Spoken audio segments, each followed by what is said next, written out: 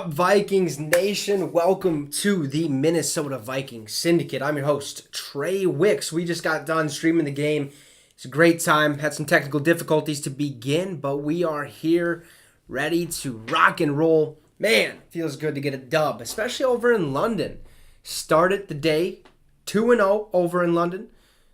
We could have became, or we did become, the first ever 3-0 team to play in London. We beat the Saints 28-25. We're leaving that scoreboard up there so you guys always know what the score was, how it went down. But we are 3-1. We are leaders of the NFC North. That is what we like to see. Massive good news for the Vikings. We did some good things. We also did some questionable things. Greg Joseph missing that extra point probably could have, ended the game earlier than it should have been. And Kirk Cousins looked a little rocky. I don't know if it was because of that jet lag or what. But, hey, 273 yards, I'll take. A touchdown, I'll take. But an interception, can't have that. At least it was only one. But the one thing that I kind of want to talk about here is those three keys to victory that I always do for the preview and prediction. And that is plain and simple right here, okay? So we're looking at stop the run game. They didn't have Alvin Kamara, okay? Huge upside. They had Mark Ingram and Latavius Murray. They were able to get things going every once in a while, put them in good field position, but we did what we needed to do. We stopped that run game. Then the other thing, get pressure on the quarterback. Get pressure on Andy Dalton. Make him get frazzled. Make him make split-second decisions. He didn't have an interception today. He actually performed pretty well. 20 of 28 passing, 236 yards, and a touchdown. It just so happens to be that our defense performed exceptionally well. That is what we like to see. Last but not least, this is the big one. Spread the love. Now, by spread the love, I meant spread the ball. Let's get the ball out there, okay? Let's get the ball to Adam Thielen, Justin Jefferson, KJ Osborne, Irv Smith Jr., give it to our backs, Dalvin Cook, Alexander Madison. I said Dalvin would be on a little bit of a pitch count. He wasn't. It seemed like he was at the beginning. 20 rushes, 76 yards. He didn't reach the end zone, but Jefferson did have a rushing touchdown on the day. He also had 10 catches, 147 yards. Awesome. That is huge. That is huge. The Saints looked okay. They looked okay. Okay, but they gave us the ball way too many times. I think, they fumbled it, what was it? Twice, 2 or 3 times they fumbled it, gave us the ball. Ultimately, we didn't come away with the touchdown, which I would have liked us to do. So we could have been better in that department. We have to capitalize on those. Yes, I'll take the 3 points, but 7 would be a lot better. I think at one point, we should have 2 touchdowns from being 4th and goal. Okay, so that would put the game at basically, if you add 2 touchdowns right there, it's a blowout. It's 42-25. So we like to see that get cleaned up a little bit. We played a pretty solid game for the most part. Cam Dantzler could have had an interception, but he's still very inconsistent. He can be good when he wants to be, but he can also be very bad. So he has to perform a little bit better. Our depth at that secondary position, not the greatest. But one big takeaway, and this has been the same thing for the past couple weeks now, is making halftime adjustments. Defensively, offensively, we need to make adjustments. More on the defensive side of things, because it doesn't seem as if we're ready to rock and roll.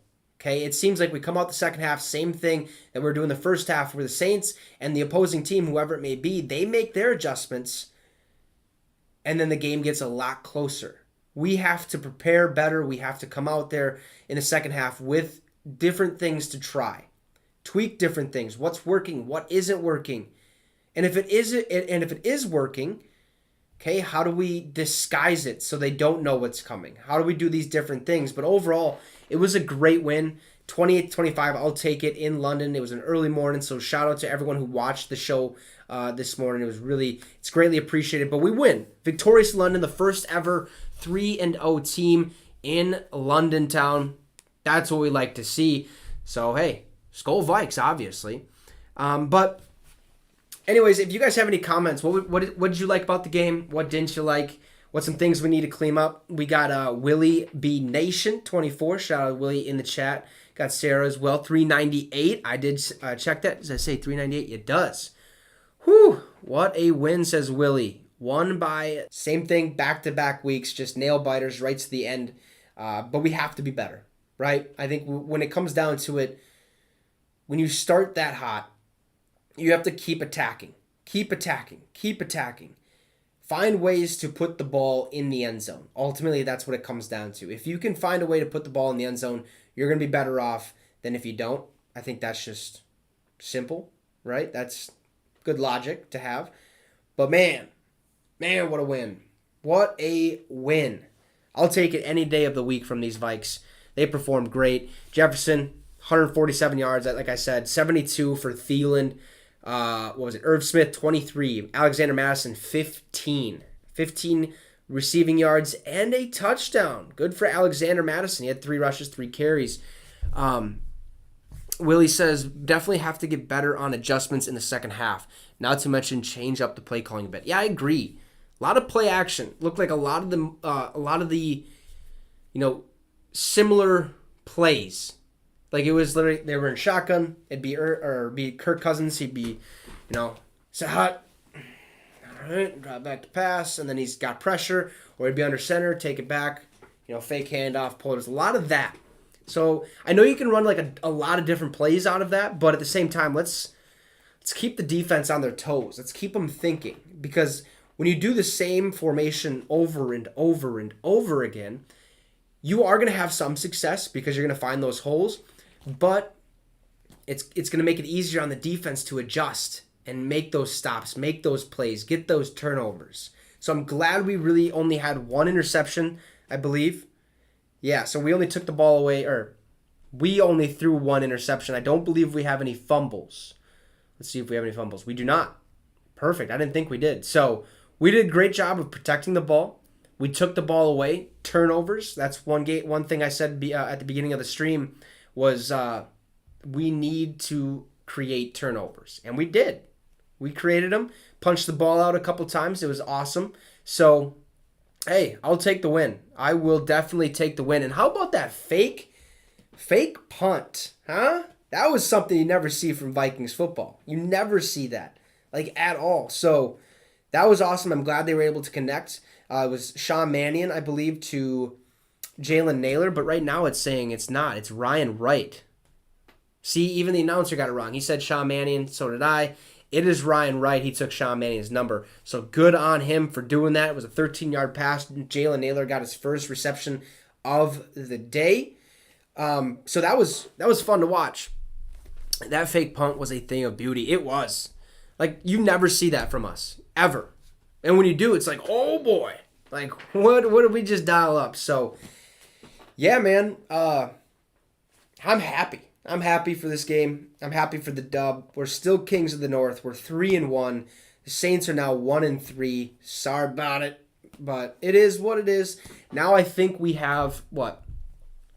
We play next Sunday. Yeah, next Sunday. It's a noon game. It is in Minnesota, and it is against the Bears. So the Bears actually, they're 2-1 right now, but they play. Who do they play today? They play the Giants. I want to say I think I took the Giants to win this game, which I hope I did. But it does feel great to have the lead in the North there, Willie. Definitely does. Who do I got here? Yeah, I got the Giants beating the Bears. So, and Green Bay is going to beat New England. New England doesn't have Mac Jones. They're injury riddled. So I have the Lions winning too. I just think the Lions are a better team than Seattle. So if the Lions win, that doesn't really matter too much to us. But we need the Bears to lose. Green Bay will most likely win. So I think we'll still be number 1 in the division if I'm not mistaken. Let's go check real quick. Just to make sure. So technically we'd be tied in the division, but we'd be number 1 because we're 2-0 in division games. And next week we've got Chicago, so if we win that, we'll be 3-0 in division games. And what more could you ask for, right? One time I'll root for the Giants. Beat the Bears Nation. Yeah, 100%. Cheer for those Giants. They're looking good, though. The Giants are not looking too bad this season. So, neither are our Vikes. 3-1. This is how I pictured the start of our season. I had us going 3-1 up to this point. However, I did have us beating the Eagles, but losing to the Saints. So you kind of flip these two games around, and we're right where we should be. Ultimately, I have us going 11-6, I think it was. Let's go check my record prediction. I believe I still have it in here. I should still have it. Yeah, right here. Okay, so yeah, up to this point, I had us 3-1. I do have us beating Chicago next week, and then we're taking that L in Miami, and then we go in the bye week. We should be in the bye week 4-2, in my opinion. That's kind of what the game picks I had right there. But we could easily, be 5-1 at the bye, which is good because after the bye is where it comes down. It's so crucial. It's so crucial to win ball games after that bye week, and we have an early bye this year, week 7, and then we got some tough games after that. We got Arizona right away, which they'll have DeAndre Hopkins back, so you got to expect that they're going to be pretty decent. And then Washington, they're trash. Buffalo, they're a good team. They're a very good team.